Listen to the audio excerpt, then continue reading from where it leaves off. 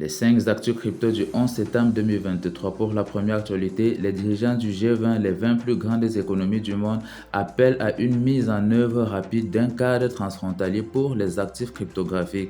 Lors d'un sommet de 2 jours qui s'est tenu à New Delhi, les dirigeants ont signé une déclaration de consensus approuvant le cadre de déclaration des cryptos actifs et appelant à des modifications de la norme de déclaration commune.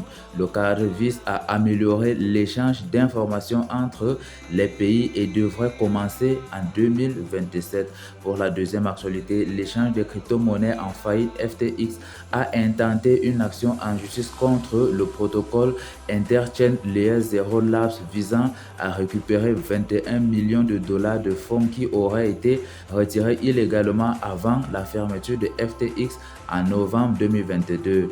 Les documents juridiques ou encore les documents judiciaires déposés le 9 septembre ont révélé le procès de FTX. Pour la troisième actualité, le cofondateur d'Ethereum, Vitalik Buterin, est devenu la dernière victime d'un piratage Twitter entraînant le vol de 691 000 dollars aux utilisateurs sans méfiance qui ont suivi un lien corrompu publié sur son compte Twitter.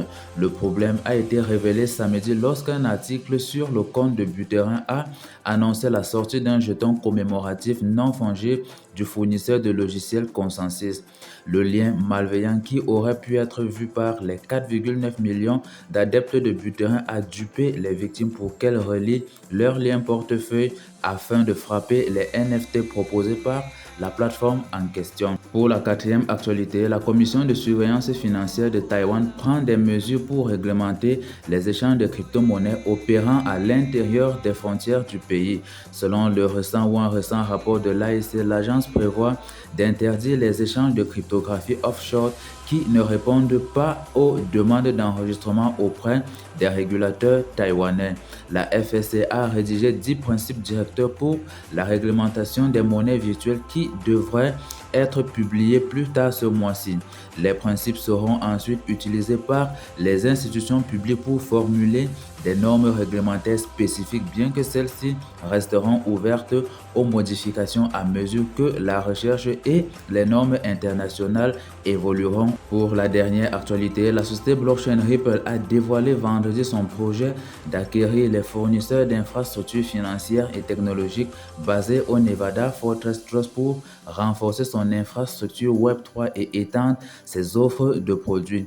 Fortress Trust a établi une solide clientèle qui comprend à la fois des clients des finances crypto-natifs et traditionnels. Le PDG de Ripple, Brad Garlinghouse, a exprimé son enthousiasme pour l'acquisition, soulignant le potentiel d'accélération des activités de Ripple et de gagner un avantage dans le domaine critique de l'infrastructure cryptographique. Ce sera tout pour l'actualité crypto du jour. Alors, abonne-toi. Ciao.